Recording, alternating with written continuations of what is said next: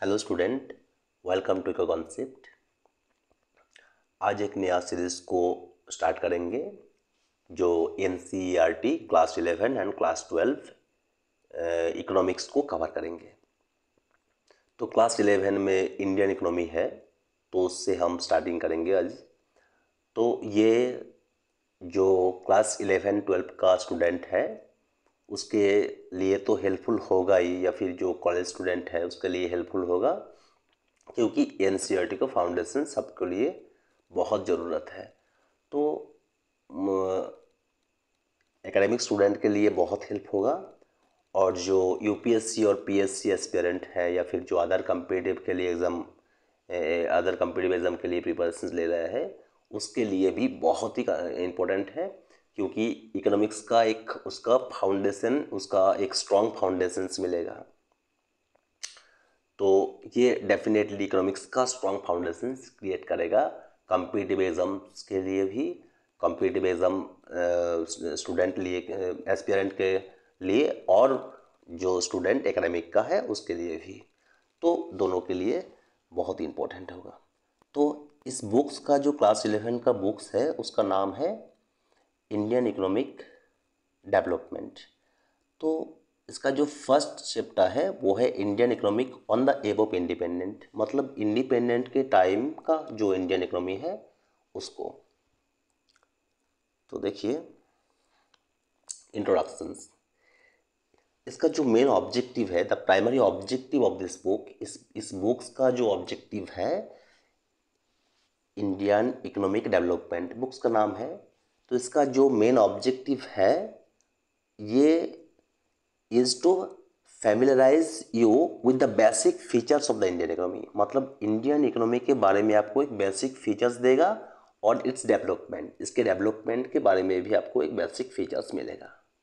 ठीक है, जो as it is today in the aftermath of independence, मतलब however it is equally important to know something about the country's economic past event as you learn about its present state and future prospect।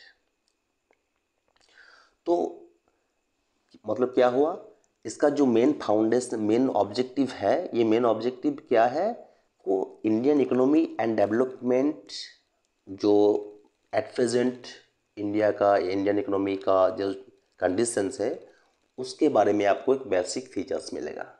ठीक है, तो however it is equally important, ये equally important भी है to know something about the country's economic past, मतलब country का जो past economic condition है ये भी बहुत इंपॉर्टेंट है। As you learn present state, as we are just going to study present state of this country, country's economy, तो इसके लिए ये पास्ट जानना बहुत ज़रूरी है।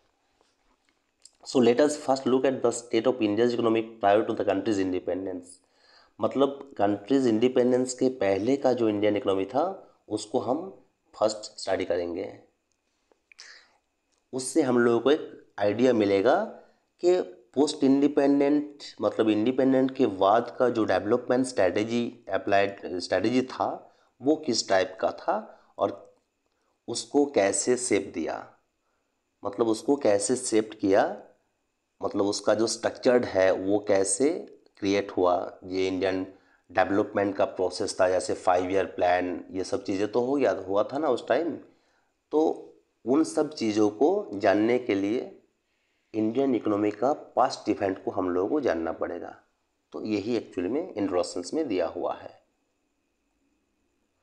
The structure of India's present economy is not just current making, it has its roots stepped in the history, मतलब ये जो प्रेजेंट स्टेट देख रहे हो इंडियन इकोनॉमी का, जो प्रेजेंट सिचुएशंस है, ये इसका ये करेंटली मेकिंग नहीं हुआ है कि आज हो गया, ये तो नहीं है ना। ये इसका रूट्स जो है, आज जो इंडिया जहाँ पर खड़ा हुआ है इसका रूट्स है Indian Indian economy step in the history, मतलब ये इसका जो इंडिपेंडेंट के पहले का टाइम था या फिर इंडिपेंडेंट का टाइम, ये तो हमारा हिस्ट्री है एक्चुअली उस टाइम। तो वहाँ पर इसका रूट स्टेप्ड है, मतलब इसका जो रूट्स है वो मेनली यहीं पर है। ठीक है, मतलब पास्ट पर है। तो particular in the period India under, हाँ, ये जब ब्रिटिश के अंडर हम लोग थे तो उसको हम उस टाइम का इंडियन इकोनॉमी को हम लोगों को स्टडी करना है, जो लास्टेड ऑलमोस्ट 2 सेंचुरीज, मतलब 200 तक ब्रिटिश ने राज किया था, 200 ईयर। ठीक है। हाँ, the sole purpose of the British colonial rule in India was to reduce the countries to bring a raw material supplier for Great Britain owned rapidly expanding modern industrial based। देखिए, जो main purpose था British colonial rule का, जो India में जो British राज किया था, उसका मेन पर्पस यही था उन लोगों का कि जो रॉ मटेरियल्स है इंडिया में जो रॉ मटेरियल्स है वो एक्सपोर्ट करके ब्रिटेन में ले जाए। ब्रिटेन क्या है, उसका होमलैंड है, मतलब होमलैंड में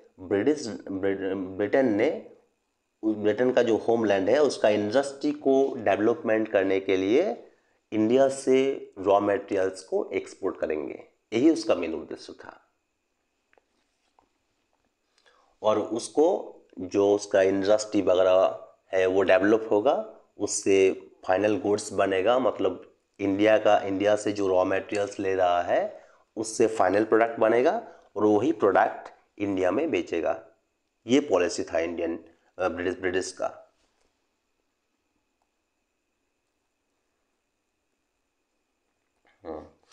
तो an understanding of the exploitative nature of this relationship is essential for any assessment of the kind and level of development which the Indian economy has been able to attain over the last 7.5 decades। Last 7.5 decade मतलब 75 year. ये जो 1947 से जो 26, मतलब ये करीब करीब 75 वही हुआ ना।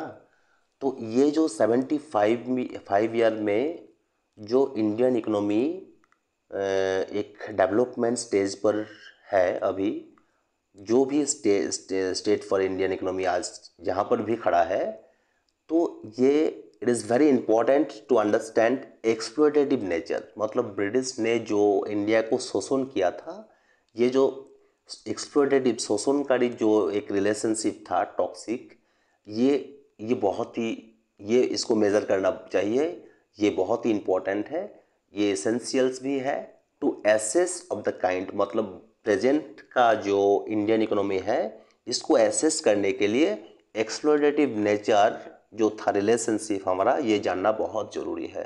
मतलब इंडिया के साथ ब्रिटिश का जो एक ब्रिटिश ने जो एक्सप्लॉयटेटिव नेचर रखा था इंडिया के ऊपर, ये बहुत ही जानना ज़रूरी है to assess the current scenario of the Indian economy. ठीक है। तो लो लेवल ऑफ इंडिया देखिए, इसको देखिए, low level of economic development under the colonial rule. India had an independent economy before the advent of the British rule.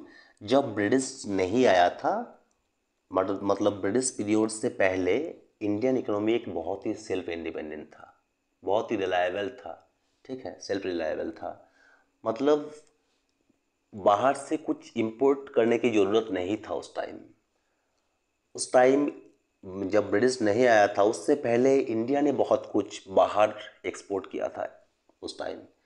तो उस time का जब ब्रिटिश नहीं आया था, although this time agriculture was very important for livelihood for the most peoples. Maximum लोगों के लिए एग्रीकल्चर बहुत ही इम्पोर्टेंट था, लाइवलीहुड था एग्रीकल्चर। अभी भी बहुत लोग डिपेंडेंट है एग्रीकल्चर के ऊपर, लेकिन सर्विस सेक्टर ज़्यादा है अभी। तो उस टाइम एग्रीकल्चर के ऊपर डिपेंडेंट था, फिर भी उस टाइम इंडिया डिपेंडेंट कंट्री था। तो उस टाइम मैन्युफैक्चरिंग एक्टिविटी बहुत था। India was particularly well known for its handicraft industry. मतलब जो हैंडीक्राफ्ट इंडस्ट्री है, ताँत शिल्प हो गया, सिल्क टेक्सटाइल जिसको बोलते हैं, फिर मेटल हो गया, प्रेशियस स्टोन, बहुत सारे प्रेशियस स्टोन भी, स्टोन वर्क जैसे इन हैंड, हाथ में बहुत सारे काम, बहुत सारे डिज़ाइन वगैरह बनाता था उस टाइम। तो उसको एक्सपोर्ट करते थे दूसरे कंट्री में। तो उस टाइम एक्सपोर्ट था इंडिया में, मैन्युफैक्चरिंग था, लेकिन वो ज़्यादातर हैंडीक्राफ्ट इंडस्ट्री था। ठीक है, तो this product enjoyed a worldwide market based on the reputations of the fine quality of material used and reputations of the fine quality of materials used and the high standard of craftsmanship seen in all import from India। India में जो भी चीज़ें बाहर उस time export किया था उस time, तो वो बहुत हाईली रेपुटेड था, क्योंकि उसका जो क्राफ्ट्समैनशिप का जो डिज़ाइन वगैरह करता था उस टाइम, तो ये बहुत ही इम्पोर्टेंट था। और उस टाइम बंगाल का जो ढाका ढाका जो बांग्लादेश का अभी ढाका है, वो बंगाल का पार्ट हुआ करता था, इंडिया का पार्ट था उस टाइम। तो वहाँ का जो कॉटन था बहुत ही वैल्यूएबल था, बहुत ही सिल्क, बहुत ही वो क्या बोलते हैं उसको, वो बहुत ही फेमस था वर्ल्ड ओवर में। ठीक है, वर्ल्ड वाइड में बहुत फेमस था उस टाइम। तो उसका बहुत फेम था कॉटन टेक्सटाइल का। तो जैसे मुस्लिन, उसको नाम था मुस्लिम एक कॉटन टेक्सटाइल है, तो ये बंगाल में ही एक्चुअली पाया जाता था उस टाइम। तो ये बहुत फेमस था उस टाइम। फॉरेन ट्रैवलर जिसको मलमल बोलते थे उस टाइम, मलमल शाही बोलते थे, या मलमल खास, दोनों भी जो भी हो। तो ये रॉयल्टी फैमिली के लिए, ये जो रॉयल्टी फैमिली, मतलब ये सब जो मुस्लिम मलमल शाही जो कपड़ा था, ये रॉयल फैमिली के लिए यूज़ होता था उस time. The economic policy pursued by the colonial government in India were concerned more with the production and promotions of the economic interest of their home country than with the development of the Indian economy। जो policy British ने India में adopt किया था उस time, during the British period, उस time वो India के हित के लिए नहीं था, मतलब इंडिया के इंटरेस्ट के लिए नहीं था। वो उसका होमलैंड मतलब ब्रिटेन के इंटरेस्ट में फेवर था। वो ब्रिटेन के लिए ही जो भी पॉलिसी अडॉप्ट किया था इंडिया में, वो इंडिया को शोषण करने के लिए, एक्सप्लॉइट करने के लिए ही बनाया था, और रॉ मटेरियल सप्लाइड करने के लिए ही बनाया था। इंडिया के डेवलपमेंट में कुछ योगदान नहीं था उसका, उस पॉलिसी का। तो such policy brought about a fundamental change in the structure of the Indian. ये जो पॉलिसी उन्होंने अडॉप्ट किया था, इसने पूरा इंडियन इकोनॉमी का स्ट्रक्चर को ही चेंज कर दिया था। Transforming the country into A supplier. पहले क्या होता था, हम लोग फाइनल प्रोडक्ट मतलब मैन्युफैक्चरिंग करके हम एक्सपोर्ट करते थे, लेकिन अब क्या कर दिया ब्रिटिश ने एक रॉ मटेरियल सप्लायर बना दिया इंडिया को, रॉ मटेरियल सप्लायर बना दिया, and consumer of finished industrial product from Britain. और इसी रॉ मटेरियल्स, इंडिया में जो रॉ मटेरियल्स ब्रिटेन में जाता था, इस ब्रिटेन में क्या होता था, उसका जो इंडस्ट्री है, मैन्युफैक्चरिंग इंडस्ट्री, उसी में ये रॉ मटेरियल्स यूज़ होके एक फाइनल प्रोडक्ट बनता था। जो भी फाइनल प्रोडक्ट बनता था वो इंडिया में ही सेल करता था, वो भी कॉस्टली, बहुत ही हाई रेट पर वो बेचा जाता था। मतलब ये तो रेट जो बहुत सस्ता रेट में मिलता था, रॉ मटेरियल्स बहुत ही सस्ता था। इसीलिए ब्रिटिश ने बहुत सारे पॉलिसी को, इंडिया को रूल्स क्यों किया, इंडिया को रूल करने का पहले उसका इरादा नहीं था। पहले वो एज ए ट्रेडर आया था इंडिया में, लेकिन वो देख लिया कि अगर इंडिया को रूल्स किया जाए तो हम लोगों को जो ब्रिटिश जो इंडिया को टैक्स देना पड़ रहा है बहुत सारे, तो वो सब चीज़ें हम लोगों को नहीं देना पड़ेगा। तो इसलिए ब्रिटिश ने इंडिया को राज किया था एक टाइम। ठीक है, क्योंकि रॉ मटेरियल्स जो सप्लाइड होता था वो बहुत ही सस्ती दाम पर इंडिया से खरीदता था, तो इसको ब्रिटेन में सेल करता था, और ब्रिटेन में वही रॉ मटेरियल से प्रोडक्ट बनता था और इसको इंडिया में बेचा जाता था, वो भी हाई प्राइस पर। ठीक है, इसका पॉलिसी यही था।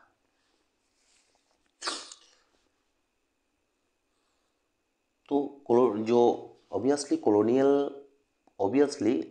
The colonial government never made any sincere attempt to estimate India's national and per capita income. ये सब इंडिया का जो नेशनल जीडीपी है या फिर जो पर कैपिटा इनकम है, ये सब एस्टिमेट करने का कभी काम नहीं किया। क्यों नहीं किया? क्योंकि क्योंकि उन लोगों का मेन पर्पस इंडिया को डेवलपमेंट नहीं करने का नहीं था। उन लोगों का मेन पर्पस था यहाँ से रॉ मटेरियल्स ले जाएंगे ब्रिटेन में, और ब्रिटेन में उसको फाइनल प्रोडक्ट बनाकर इंडिया को सेल करेंगे विथ हाई प्राइसेस। तो एक्चुअली यही अगर उद्देश्य रहेगा, यही उसका मेन अटेम्प्ट रहेगा, तो क्यों इंडिया को डेवलपमेंट करेगा वो लोग? तो इसलिए कभी इंडिया में जीडीपी कितना है, पर कैपिटा इनकम लोगों का कितना है, ये सब कभी एस्टिमेट नहीं किया था ब्रिटिश ने। तो सम इंडिविजुअल अटेम्प्ट किया था, मतलब बहुत सारे जो इंडिविजुअली स्टेप लिया था, जैसे दादा भाई नौरोजी हो गया, विलियम डिगबे, VKR राव। तो इन लोगों ने इंडिविजुअल अटेम्प्ट लिया था।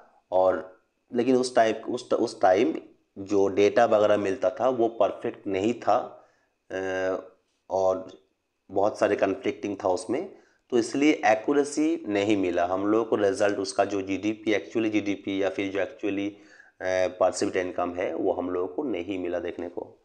फिर भी इन लोगों से जो RC देसाई है, तो इन इन जो इंडिविजुअल व्यक्ति है, VKR राव, इसका जो एस्टिमेशंस था वो बहुत ही इम्पोर्टेंट था, बहुत ही सिग्निफिकेंट था उस time.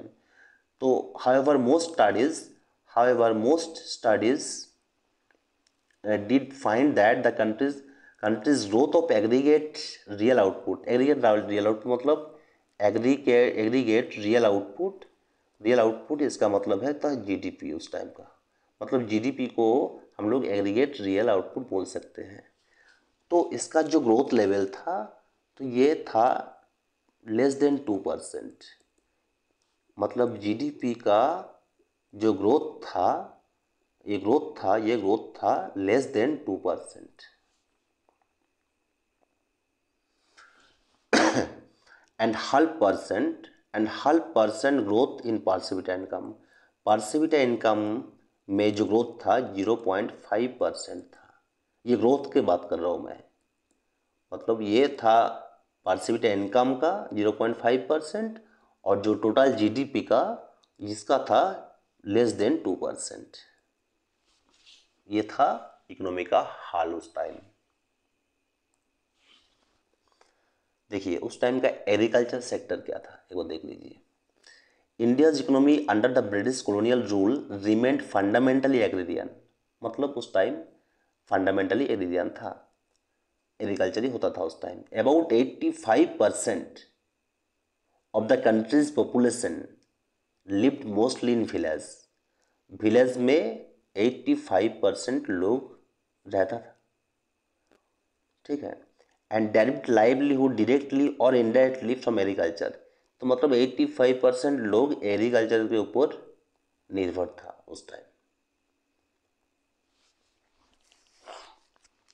However, despite being the occupations of such a large population, maximum populations का यही ऑक्यूपेशंस था, यही एग्रीकल्चर में खेती बाड़ी करता था उस टाइम। तो the agricultural sector continued to experiencing stagnation। तो continued to experience stagnation and not infrequently unusual deterioration। मतलब क्या है? मतलब इंडियन इकोनॉमी जो एग्रीकल्चर था वो उसका ग्रोथ नहीं था, स्टेगनेट था।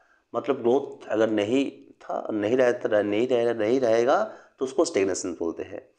तो ग्रोथ तो नहीं था, और उसका कंडीशंस डे बाय डे और ख़राब हो रहा था, अनयूजुअल डिटेरियोरेशंस था। मतलब डे बाय डे उसका हालत और ख़राब हो रहा था। तो एग्रीकल्चरल प्रोडक्टिविटी बिकेम लो, उस टाइम बहुत लो था। Though in absolute terms the sector experience some growth due to expansion of the aggregate area under cultivation. लेकिन कल्टीवेशंस का मतलब ज़मीन का एरिया बड़ा था उस टाइम, इसलिए थोड़ा सा एक्सपेंशन एग्रीकल्चर सेक्टर में थोड़ा सा एक्सपेंशन देखा था। ठीक है।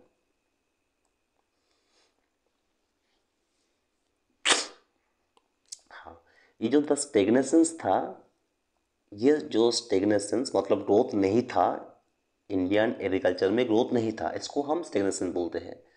तो this stagnation in the agriculture sector was caused, इसका जो मेन मेन मेन कॉज था इस स्टेगनेशंस का, तो इसका कॉज था लैंड सेटलमेंट। बहुत वेरियस सिस्टम, बहुत सारे पॉलिसी था उस टाइम, ये पॉलिसी मेन था। जैसे हो गया लैंड सेटलमेंट, ये लैंड सेटलमेंट जैसे कॉलोनियल गवर्नमेंट ने ही इसको स्टार्ट किया था।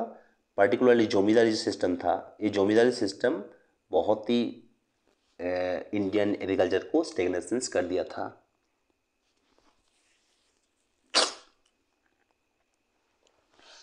तो ये जो जमींदारी सिस्टम्स था ये ईस्टर्न स्टेट में ही था, मतलब बंगाल में ही था एक्चुअल में, ये बंगाल में लागू था उस टाइम। सॉरी।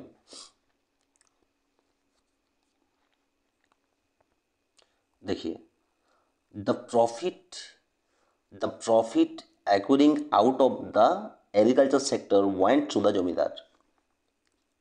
एग्रीकल्चर से जो भी प्रॉफिट होता था वो मैक्सिमम जमींदार के पास हो जाता था, वो जमींदार के पास चला जाता था इंस्टेड ऑफ कल्टीवेटर। मतलब जो एक्चुअल में जो किसान है उसको कुछ नहीं मिलता था, वो मैक्सिमम वो जमींदार के पास चला जाता था एज अ रेंट। ठीक है।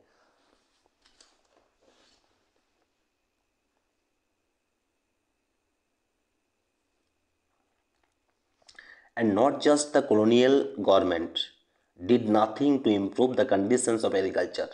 जो colonial government था वो लोग भी एग्रीकल्चर का कंडीशंस इंप्रूव करने के लिए कुछ नहीं किया था। The main interest of the जमींदार was only to collect rent regardless of the economic conditions of the cultivator। जमींदार का मेन उद्देश्य था रेंट को कलेक्ट करना। कल्टीवेटर कल्टीवेटर जो भी किसान है उसका कंडीशंस, उसका फाइनेंशियल कंडीशंस, उन लोगों मतलब जमींदार का कुछ लेना देना नहीं था उसमें। कल्टीवेटर क्या कर रहा है, क्या खा रहा है, उसका इकोनॉमिक कंडीशंस क्या है, उससे कुछ मतलब नहीं था। उसका मेन पर्पस था कि रेंट को कलेक्ट करेंगे किसी भी तरह से, तो इसलिए उसमें स्टेगनेशंस था। तो this cause immense misery and social tensions among the latter. मतलब इसी के लिए ही बहुत सारे टेंशंस, बहुत सारे कंडीशंस खराब हो गया था कल्टीवेटर का। To a very great extent the term of the revenue settlement were also responsible for the zamindar adopting such an attitude. ये जो रेवेन्यू सेटलमेंट था, रेवेन्यू सेटलमेंट देखिए, ये रेवेन्यू सेटलमेंट मतलब जमींदार अकेला दायी नहीं था इसमें। जमींदार को मतलब क्या होता था पहले, ब्रिटिश ने ये मान लीजिए ब्रिटिश है, ब्रिटिश ने जमींदार बहुत सारे जमींदार को, ये जमींदार है, ये जमींदार है, मान लीजिए जमींदार है, इसको बहुत सारी जमीन दे देता था। ठीक है, इसके अंडर में, जमींदार के अंडर में। और मान लीजिए इस जमीन के इतना जमीन दे दिया, इन जमीन के लिए ये जो जमींदार है इसको मान लीजिए 5000 पे करना होगा। उस टाइम का बहुत अमाउंट था, मान लीजिए 5000 पे करना का पड़ेगा, जमींदार को पे करना पड़ेगा ब्रिटिश को। ठीक है। तो यहाँ पर जो किसान काम कर रहा है खेती में, तो इन लोगों को जमींदार प्रेशर देगा कि आपका फसल हो या ना हो, आपको इतना पैसा देना पड़ेगा। अगर नहीं दिया, अगर नहीं दे पाया, ये 5000 रुपीज़ अगर जमींदार नहीं दे पाया, तो ये जो ज़मीन है ये जमींदार के अंडर में है, ये इसके अंडर से चला जाएगा। मान लीजिए ये नहीं दे पाया 5000 रुपीज़, तो ये ज़मीन शायद इस जमींदार को मिल जाएगा। तो इसीलिए किसी भी तरह से जमींदार यहाँ से कलेक्ट करता था कि आपको पैसा, आपका फसल हो या ना हो, आप कुछ खाए या ना खाए, मुझे देना पड़ेगा। तो ये कंडीशंस था, ठीक है। मतलब ये जो रेवेन्यू सेटलमेंट है, ये रेवेन्यू सेटलमेंट ही मेन कारण था। जमींदार तो बेबस था, वो उसको करना पड़ेगा, उसको कलेक्ट करना पड़ेगा, ये चीज़ था एक्चुअल में।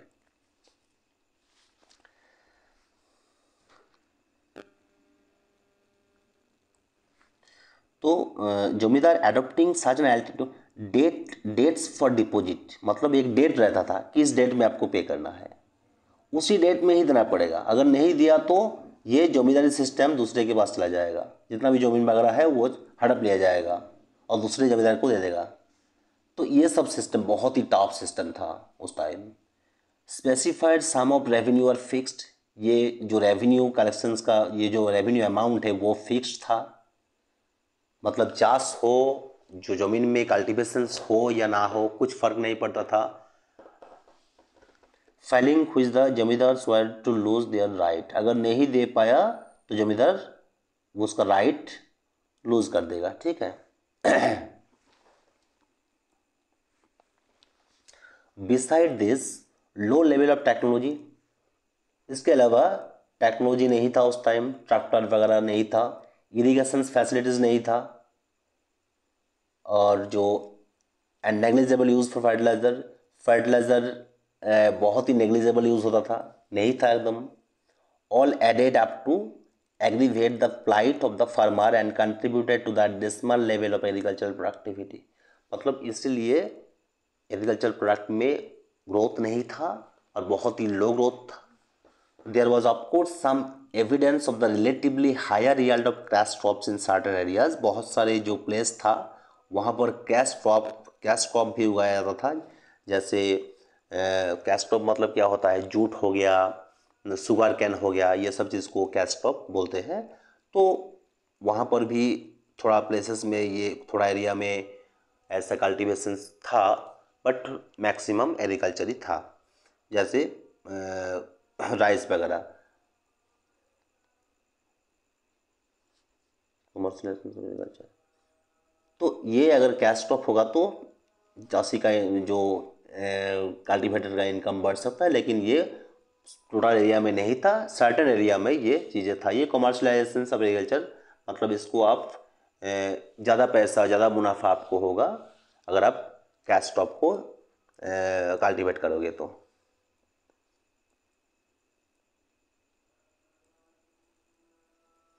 हाँ, but this could hardly help farmer in improving their economic conditions, as instead of producing food crop,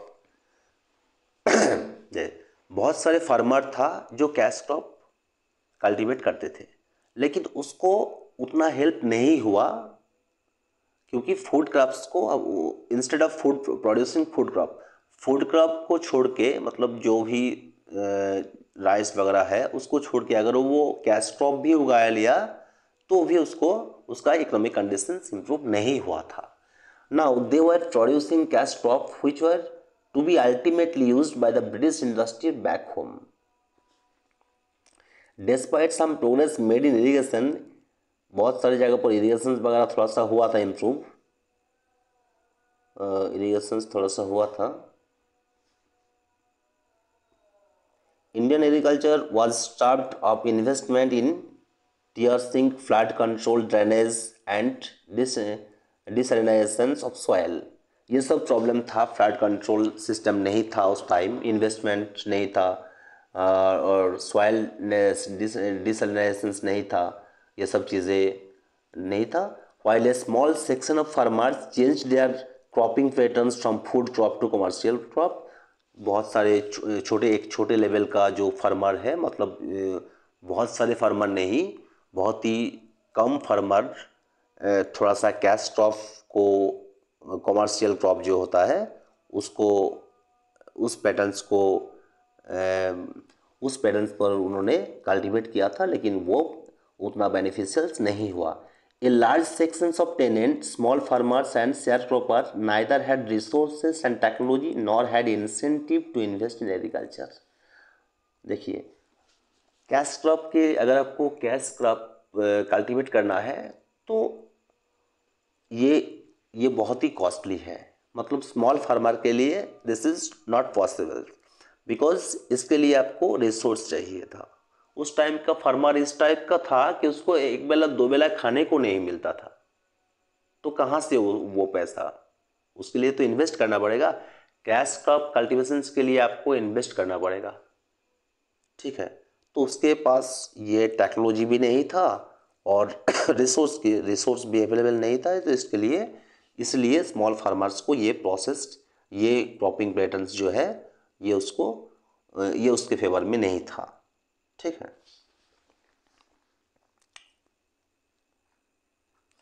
हाँ, अब देखिए इंडस्ट्रियल सेक्टर, ये तो गया एग्रीकल्चर सेक्टर। अब इंडस्ट्रियल सेक्टर देख लीजिए। As in the case of agriculture, so also in manufacturing, India could not develop a sound industrial base under the colonial rule. जैसे एग्रीकल्चर में कंडीशंस था, जिस टाइप का एग्रीकल्चर में जो कंडीशंस था, सो ऑल्सो मैन्युफैक्चरिंग में भी सेम कंडीशंस था। India could not develop a sound industrial base under the colonial rule. Colonial के रूल के टाइम एक बहुत बड़ा इंडस्ट्री नहीं खड़ा कर पाया। Even as the country's world famous handicraft industry decline. उस टाइम ब्रिटिश से पहले जो इंडस्ट्री हम लोगों के पास था हैंडीक्राफ्ट, वो इंडस्ट्री भी ख़त्म कर दिया। No corresponding modern industrial base was allowed to come up to take pride of place so long enjoyed by the farmer। मतलब क्या हुआ कि मॉडर्न इंडस्ट्री को अलाउड नहीं था, उसको अलाउड नहीं किया। वो जो इंडस्ट्रियल बहुत सारी इंडस्ट्री था, बहुत सारे इंडस्ट्रियल हो भी जाता, लेकिन उसको अलाउड ही नहीं किया उस ब्रिटिश ने। The primary motive of the colonial government behind this policy of systematically deindustrialization India was twofold. The intention was first to reduce India to the status of the mere exporter of important raw materials for the upcoming modern industry in Britain, and second to turn India into a strong market for the finished product of those industries so that their continued expansion could be ensured to maximum advantage of their home country Britain।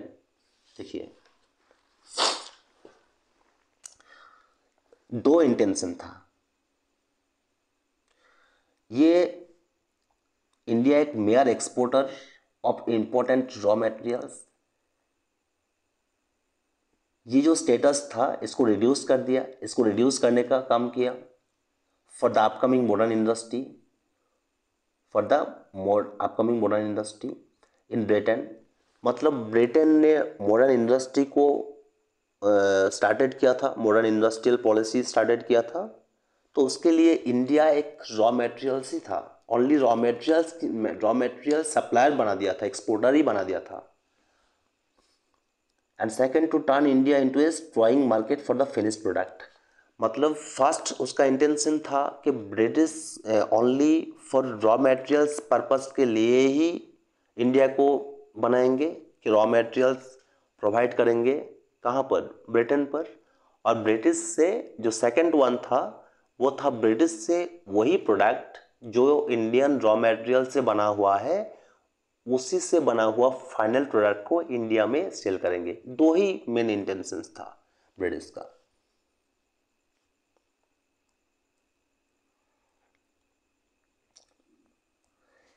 In the unfolding economic scenario, the decline of the indigenous handicraft industry, जो भी industry हम लोगों के पास था, created not only massive unemployment in India but also a new demand in the Indian consumer market।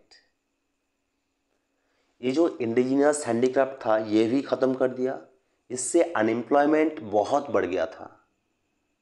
ये not only unemployed in India को बढ़ा गया था, बट ऑल्सो इंडिया को एक मतलब कंज्यूमर मार्केट बना दिया था वो फाइनल प्रोडक्ट का। अगर इंडिया में कुछ नहीं बनेगा, इंडिया का रॉ मटेरियल्स अगर इंडियन लोग यूज़ नहीं कर पाएगा, अगर वो ब्रिटेन चला जाएगा और ब्रिटिश अगर उसी से फाइनल प्रोडक्ट बनाएगा, तो इंडिया में तो नहीं रहेगा ना, तो फाइनल प्रोडक्ट तो इंडिया को खरीदना पड़ेगा। तो इसीलिए इंडिया एक मतलब कंज्यूमर हब हो गया था। मतलब एक बड़ा डिमांड उस प्रोडक्ट के लिए इंडिया एक बहुत बड़ा कंज्यूमर हो गया था। ठीक है, इंडिया में एक बहुत बड़ा कंज्यूमर मार्केट हो गया था, which was now deprived of the supply of locally made good। क्योंकि लोकली मेड गुड, वो जो रॉ मटेरियल्स इंडिया में प्रोड्यूस हो रहा है, वो रॉ मटेरियल्स इंडिया में भी इंडस्ट्री बनता और उसी से जो प्रोडक्ट बनता। तो इंडिया में जो भी लोकल प्रोड्यूसर है वो तो नहीं है अभी, तो इसलिए वो लोकल सप्लाइड भी नहीं मिलता है वो प्रोडक्ट, क्योंकि वो ब्रिटेन चला जा रहा है रॉ मटेरियल्स। तो इसलिए इंडिया एक कंज्यूमर बन गया, मतलब उस फाइनल प्रोडक्ट को खरीदना पड़ा इंडिया को। This demand was profitably meet by the increasing import of cheap manufacturing goods from Britain. देखिए, during the second half of the 19th century modern industry began to take root in India. मतलब half of the 19th century मतलब 1815 के आसपास। ठीक है, तो modern industry began to take root in India. Modern industry India में started थोड़ा सा हुआ था, तो मतलब अब अभी स्टार्टेड हुआ है, but its progress remain very slow. But इसका प्रोग्रेस बहुत स्लो था। स्टार्टेड तो हुआ था लेकिन बहुत स्लो था इसका progress. Initially this development was confined to the setting up of cotton and jute textile mills. पहले क्या, जब स्टार्टेड हुआ था इनिशियली, तो उस time cotton and textile started हुआ था, जो अभी भी थोड़ा बहुत कलकत्ता में आपको देखने को मिलेगा, jute textile. This cotton textile mills mainly dominated by Indians. ये जो कॉटन टेक्सटाइल्स है तो ये डोमिनेटेड बाय इंडियंस और लोकेटेड इन द वेस्टर्न, मतलब Gujarat, western part of the country, Gujarat and Maharashtra. Western part में ही आपको ये कॉटन टेक्सटाइल मिल आपको देखने को मिलेगा, नेमली महाराष्ट्र एंड गुजरात। ठीक है, वाइल द जूट मिल, ये जो जूट मिल है ये वेस्ट बंगाल में ही था, डोमिनेटेड था actually. Dominated by the foreigner while mainly concentration in Bengal. ये डोमिनेट था बंगाल में, लेकिन ये इसका कंट्रोल सिस्टम फॉरेनर के पास था। Subsequently the iron and steel industrial, जो आयरन एंड स्टील इंडस्ट्री है ये started to begin coming up in the beginning of the 20th century. Tata iron and steel, जो टिस्को बोलते हैं, जो टिस्को, ये 1917 में ये स्टार्टेड हुआ था झारखंड में। ये few other industry in the field of sugar, जैसे शुगर इंडस्ट्री स्टेबलाइज हुआ था, सीमेंट इंडस्ट्री, पेपर, ये सब थोड़ा बहुत हुआ था, और etcetera came up after the second world. ये सब चीज़ें सेकेंड वर्ल्ड के बाद आया था। ठीक है, however there was hardly any capital good industry. Capital good industry मतलब क्या होता है? कैपिटल गुड इंडस्ट्री मतलब ऐसा इंडस्ट्री जो मशीन्स वगैरह प्रोड्यूस करते हैं, मतलब ऐसा प्रोडक्ट यूज़ करते हैं जो एक्चुअली में प्रोडक्ट बनाएगा, दूसरा प्रोडक्ट बनाएगा। ठीक है, तो ये होता है कैपिटल गुड इंडस्ट्री का definition. Further industrialisation in India, मान लीजिए कैपिटल इंडस्ट्री मतलब क्या हुआ है, मान लीजिए ट्रैक्टर एक कैपिटल गुड्स हुआ, मतलब ट्रैक्टर तो कल्टीवेशन में काम में आएगा ना। तो इस टाइप का एग्जांपल था, बहुत सारे एग्जांपल ऐसा है। मतलब मशीन, मान लीजिए आपने एक मशीन बनाया है, ठीक है, ये बड़ा इंडस्ट्री है जो मशीन प्रोड्यूस करता है, बहुत सारे मशीन। ये मशीन भी काम में आएगा क्योंकि ये मशीन कुछ प्रोडक्ट बनाएगा। तो this is why it is called capital good industry, क्योंकि ये कैपिटल गुड्स है। To help promote further industrialisation in India, capital goods industry mean industrial, देखिए इसका मीनिंग क्या होता है, industry which can produce machine. ये एक इंडस्ट्री है जो मशीन प्रोड्यूस करते हैं, जो in turns used for producing articles for current consumptions, जो करंट कंजम्पशंस के लिए कुछ आर्टिकल्स, कुछ प्रोडक्ट बनाएगा। The establishment of A the stabilization of a few manufacturing unit here and there was no substitute to the near wholesale displacement of the country's traditional handicraft industry. Furthermore, the growth rate of the new industrial sector and its contribution to the gross domestic product or gross value added remain very small. ये जो GDP था, ये सब चीज़ें तो हुआ, बहुत सारे डेवलपमेंट भी हुआ, लेकिन जीडीपी और gross value added remain very small था, बहुत ही छोटा था. Another significant drawback of the new industrial sector was very limited area operation of the public sector. This sector remained confined only to the railway, power generation, communication, port and some other departmental undertaken. ये सब थोड़ा सा बहुत सारी चीज़ें हुआ था, जैसे वो पब्लिक सेक्टर के अंडर में था. जैसे हो गया मान लीजिए railway, power generation, communication system, telephone वगैरह, पोर्ट और सम अदर डिपार्टमेंटल अंडरटेकिंग. तो ये सब चीज़ें ब्रिटिश का बहुत काम में लगता था. जैसे लॉ एंड ऑर्डर को कंट्रोल करने के लिए कम्युनिकेशन सिस्टम बहुत ज़रूरी था.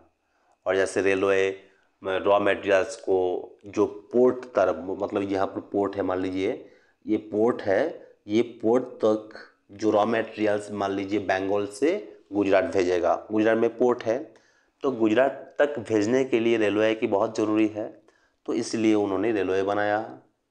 लॉ एंड ऑर्डर मतलब जो दंगा वगैरह होता है, जो अगर होगा तो उसको ईज़िली उसको कंट्रोल करने के लिए कम्युनिकेशन सिस्टम को बनाया, ये भी उसके अंडर में था. पावर जनरेशंस, बहुत सारे जो इलेक्ट्रिक वगैरह है, ये भी उसके बेनिफिट के लिए है, तो ये उसके अंडरटेकन में ही था. मतलब एक तरह का मोनोपोली था. Foreign trade. India has been an important trading nation since ancient time. बहुत पुराने एंशिएंट टाइम से ही एक ट्रेडिंग नेशन है. इंडिया एक ट्रेडिंग नेशन है, मतलब बिजनेस जो ट्रेड में बहुत इंडिया का पहले से ही इसका इम्पोर्टेंट रोल था. But the restrictive policy of the commodity products and trade and tariff persuade by the colonial government adversely affect the structure, composition and volume of Indian foreign trade. तो बहुत सारी इतना जो पॉलिसी वगैरह था, वो policy इतना टफ कर दिया था, ट्रेड टैरिफ इतना लगाया गया था कि इंडियन फॉरेन ट्रेड को एकदम उसका वॉल्यूम जो है, उसका वॉल्यूम को बहुत ही लो कर दिया था. Consequently, India became an exporter of primary products such as raw silk. जो मैंने बोला raw silk, cotton, ये जो primary product है, मतलब raw materials, यही इसका एक्चुअली एक्सपोर्ट करता था, जूट वगैरह. तो ये जो finished consumer goods like cotton, silk and woolen cloth and capital goods like light machinery produced in the factories of Britain, तो ये सब चीज़ें for all practical purpose Britain maintain a monopoly control over Indian export. मतलब India में जो भी export होगा उसका एक मोनोपोली उसके हाथ में था, ब्रिटेन के हाथ में. एक्सपोर्ट इंपोर्ट जो भी होगा, कौन सा चीज़ें एक्सपोर्ट होगा, कौन सा चीज़ें इंपोर्ट होगा, ये सब चीज़ें में मोनोपोली था ब्रिटिश का, उसके हित के लिए. As a result more than half of the India's foreign trade was restricted to Britain. इसलिए मैक्सिमम जो ट्रेड होता था, मान लीजिए ये जो रॉ मटेरियल्स है, ये रॉ मटेरियल्स का जो 50% से भी ज़्यादा ये ब्रिटेन में ही जाता था, ब्रिटेन में ही. तो ये था कंडीशंस उस टाइम का.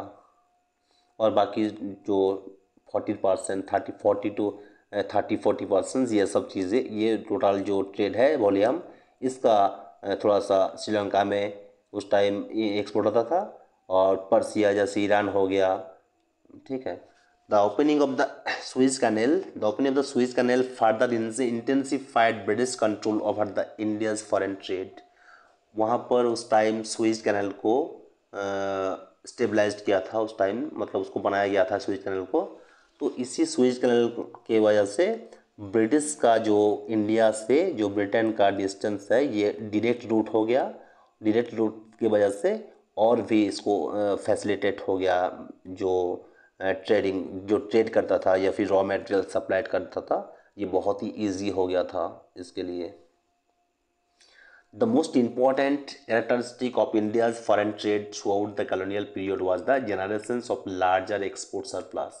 But this surplus came at a huge cost to the country's economy.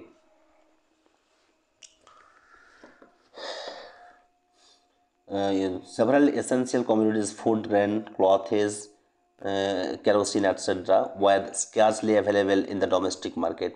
ये सब चीज़ें तो एक्सपोर्ट होता था, ये सब चीज़ें जो भी चीज़ें था ये सब एक्सपोर्ट किया जाता था, ये सब लार्ज एक्सपोर्ट था, एक लार्ज एक्सपोर्ट सरप्लस था। तो इसलिए जो फूड ग्रेन है, क्लॉथेस है, केरोसिन है, ये सब चीज़ें इंडिया डोमेस्टिक मार्केट में नहीं मिलता था, were scarcely available in the domestic market.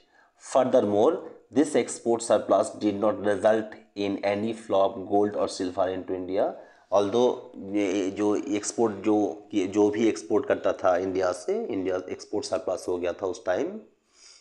तो बट ये सब जो मान लीजिए इंडिया ने एक्सपोर्ट किया ब्रिटेन को, लेकिन ब्रिटेन ने जो पेमेंट किया, ये पेमेंट ज़्यादातर थोड़ा बहुत किया था, लेकिन ये पेमेंट ऐसा नहीं है कि सिल्वर आ गया या फिर गोल्ड आ गया हम लोगों के पास, तो ऐसा नहीं था। ये ब्रिटिश के हित के लिए ही सेंड किया और इसका जो पैसा वगैरह था वो ब्रिटिश ही कवर करता था, ठीक है। तो ऐसा कंडीशंस था। Rather, this was used to make payment for the expenses incurred by an office set up by the colonial government in Britain. Expenses on wire against ये सब चीज़ों में लिए ये जैसे मान लीजिए इंडिया का जो प्रिंसेस स्टेट था बहुत सारे, उसके साथ ब्रिटेन का मतलब इंडिया में जो भी इंडिया का जो कॉलोनियल गवर्नमेंट था उसके साथ जो प्रिंसली स्टेट था उसके साथ वायर होता था। तो उस वायर का एक्सपेंसेस को या फिर जो भी जैसे बहुत सारे पॉलिसी था उसका एक्सपेंसेस के लिए बहुत सारे हाई टैक्स ले लेता था। तो ये मैक्सिमम जो एक्सपोर्ट से पैसा रिसीव होता था वो पैसा इन सब चीज़ों में खर्चा हो जाता था। ब्रिटेन मतलब ब्रिटिश ही ये सब चीज़ें कलेक्शन करता था उस टाइम। देखिए demographic condition, various details about the population of British India were first collected through a census इन 1881। मतलब बहुत सारे जो डिटेल्स कलेक्शंस किया था पॉपुलेशन ऑफ ब्रिटिश इंडिया, ये 1881 में फर्स्ट किया था। Through suffering from certain limitations, बहुत सारे कमियां भी था उस time, its reveal the unevenness in India's population growth. Subsequently ये था जो मैंने बोला trade through the Suez canal, ये सुएज कैनल डायरेक्टली एक रूट बना दिया था, ठीक है। तो इससे क्या होता था, इंडिया से एक्सपोर्ट इंपोर्ट बहुत इजी हो गया था ब्रिटेन के लिए।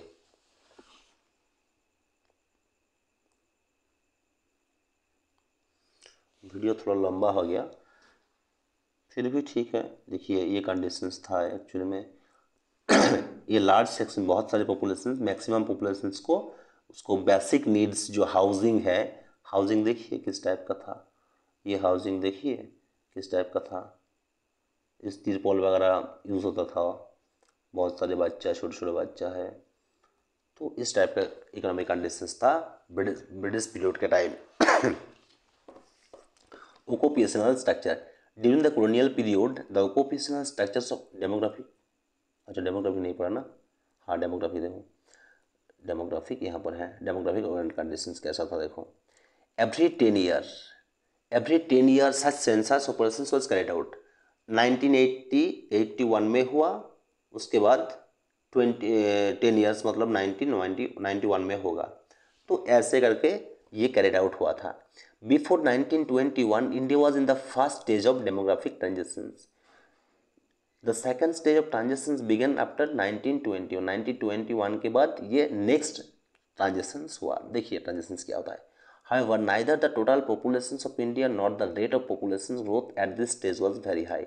इस टाइम बहुत सारे हाई नहीं था, पॉपुलेशंस भी बहुत हाई नहीं था, और रेट ऑफ पॉपुलेशन का ग्रोथ जो है वो भी ज़्यादातर हाई नहीं था।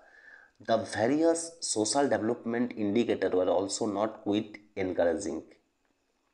The overall literacy level was less than 16%। Literacy rate 60%, less than 60% था। Out of this the female literacy level was at A negligible low of about 7%। मतलब उस टाइम 16% ओवरऑल लिटरेसी रेट था, तो 7% उसमें से लेडीज़ का जो फीमेल का लिटरेसी रेट था वो 7% था। Public health facility were either unavailable to large chunk of the populations, when available were highly inadequate। Health facilities नहीं था, स्वास्थ्य वगैरह केंद्र जो हॉस्पिटल वगैरह वो सब तो नहीं था एकदम। Consequently water and airborne disease were rampant. इसी के लिए जब वो जो पब्लिक हेल्थ सिस्टम नहीं है, मतलब हॉस्पिटल वगैरह नहीं है, तो इसलिए water borne disease, airborne disease बहुत हो गया था, वर रैम्पेंट एंड बहुत सारे लोग मारा गया था। नो वंडर द ओवरऑल, देखिए the overall mortality rate was very high. जो मोर्टेलिटी रेट था, मृत्यु हार था, वो बहुत हाई रेट था, क्योंकि अनहाइजीनिक कंडीशंस था। टॉयलेट वगैरह ओपन ओपन था सब कुछ, और वहाँ पर जो आपका हेल्थ सिस्टम है, हॉस्पिटल वगैरह ये सब तो एकदम नहीं था, तो इसलिए मोर्टेलिटी रेट बहुत हाई था। पर्टिकुलरली द इन्फेंट मोर्टेलिटी, हाँ इन्फेंट मतलब इन्फेंट फॉर्म, बच्चे का जो मौत होता था, बच्चे का जो मोर्टेलिटी रेट है वो बहुत ज़्यादा हाई था। 1218, मतलब 1000 बच्चों में से 218 बच्चा एवरी ईयर डेथ हो जाता था। ठीक है,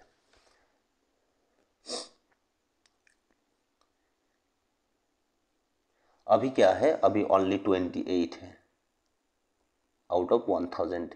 1000 में एक साल में 28 लोग बच्चे कम, अभी अभी अभी रिसेंटली उससे भी कम मौत होता है एक्चुअल में। लाइफ एक्सपेक्टेंसी दिस टाइम, जो ओवरऑल लाइफ एक्सपेक्टेंसी मतलब एग्रीगेट जो एज लाइफ एक्सपेक्टेंसी था वो 32 ईयर्स का था, बट अभी क्या है 69 है। ये प्रेजेंट का लाइफ एक्सपेक्टेंसी रेट है।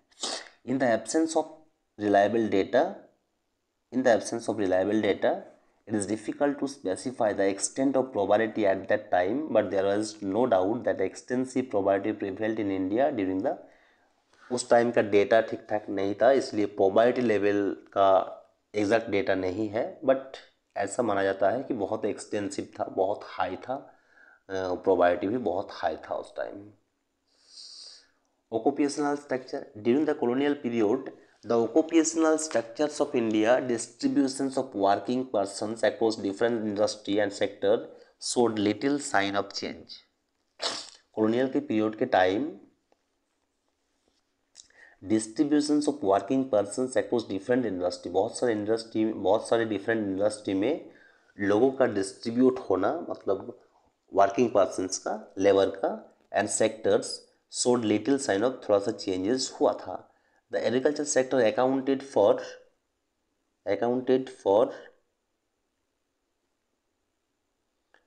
The largest share of workforce, मतलब एग्रीकल्चर में ही सबसे ज़्यादा लेबर पाया जाता था, मतलब मैक्सिमम एम्प्लॉयड था एग्रीकल्चर सेक्टर में, which usually remained at highly 70 to 75% out of total population agriculture में ही काम करता था। while the मैन्युफैक्चरिंग एंड जो सर्विस सेक्टर है accounted for only 10 and 15 to 20%, मतलब 10% था मैन्युफैक्चरिंग में और 15 to 20% था सर्विस सेक्टर में। ठीक है, अभी सबसे ज़्यादा जीडीपी का कंट्रीब्यूशंस, उस टाइम जीडीपी का कंट्रीब्यूशंस एग्रीकल्चर से आता था। अभी कहाँ से आ रहा है, अभी आ रहा है आपका सर्विस सेक्टर से, जीडीपी सबसे ज़्यादा आता है अभी। Another striking aspect was the growing regional variations। Part of the then Madras Presidency, comprising area of present the state of Tamil Nadu, Andhra Pradesh, Bombay and Bengal, witnessed a decline in the dependence of the workforce on the agricultural sector. तो इन सब जगह पर जैसे माद्रास हो गया, Bombay presidency, Bengal presidency, ये सब लोग धीरे धीरे उसका एग्रीकल्चर सेक्टर के ऊपर जो डिपेंडेंसी था वो डिक्लाइन होने लगा। ठीक है, तो with a commensurate increases in the manufacturing and service sector, इन सब चीज़ों में धीरे धीरे डेवलप होने लगा।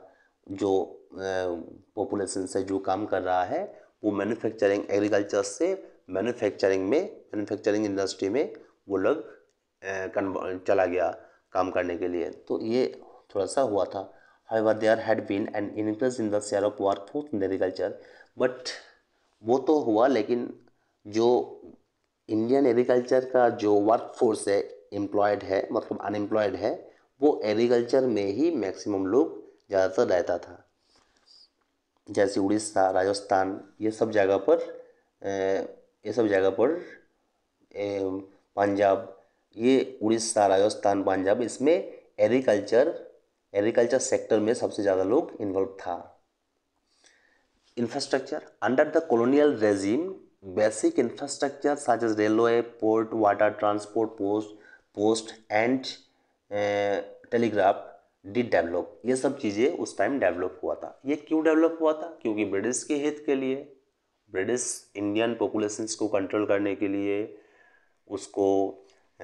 उसका जो रॉ मटेरियल्स है वो पोर्ट तक पहुंचाने के लिए, जो बंदर है उस बंदर तक पहुंचाने के लिए, तो ये इन सब चीज़ों के लिए उसका ये सब चीज़ें डेवलप किया था उस time. However the real motive behind this development, real motive क्या था? Real motive behind this development was not to provide basic amenity. ये बेसिक एम्यूनिटीज़ इंडियन लोगों के लिए ये नहीं बनाया था। ये साथ साथ वेरियस कॉलोनियल इंटरेस्ट, मतलब ये कॉलोनियल का इंटरेस्ट को फुलफिल करने के लिए ये सब चीज़ें बनाया था। टेलीग्राफ, पोर्ट, रेलवेज, तो ये सब चीज़ें। Roads constructed in India, road क्यों कंस्ट्रक्ट किया था? क्योंकि वो रॉ मटेरियल्स को पोर्ट तक ले जाएगा, तो इन सब चीज़ों के लिए बनाया था एक्चुअली। हाँ, और ये भी था कि मोबिलाइजिंग द आर्मी, जो रोड वगैरह बनाया था वो आर्मी को easily, so that they can easily move the army, तो ये सब चीज़ों के लिए बनाया था ये रोड वगैरह। Drawing out raw materials with, तो जो मान लीजिए जो आर्मी वगैरह है उसके लिए फूड वगैरह जैसे प्रोवाइड करना, इसके लिए ये रोड वगैरह बनाया गया था। Country side to the nearest railway station on the port, ये सब मैंने बोला अभी। There always remain an accurate shortage of all weather road to reach out. तब भी रूरल एरिया में रेनी सीजन के टाइम रोड कंडीशंस बहुत ख़राब था। ठीक है, the British introduce the railway in India 1850 में ये स्टार्टेड हुआ था रेलवे। ठीक है, and it was considered as one of the most important, ये सबसे बड़ा कंट्रीब्यूशन माना जाता है। The railway affected the structure of the Indian economy in two important ways में इंडियन रेलवे, जो रेलवे था ये इंडियन इकोनॉमी का स्ट्रक्चर को चेंज किया था। on the one hand it's enable people to undertake long distance travel, ये long distance travel करने के लिए इजी हो गया था।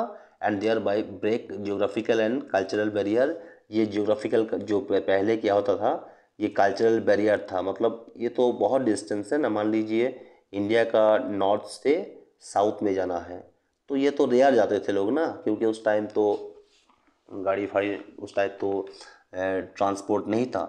तो इसीलिए ये जो कल्चर डिस्ट्रीब्यूशंस बाद में हुआ कि इस कल्चर का लोग इस कल्चर को एडप्ट किया, इस कल्चर को लोग, ये कल्चर डाइवर्ट पहले बहुत था, डाइवर्सिटी अभी थोड़ा सा घटा है क्योंकि डाइवर्सिटी कंट्रीज़ है हमारा इंडिया, ऐसा बात नहीं है।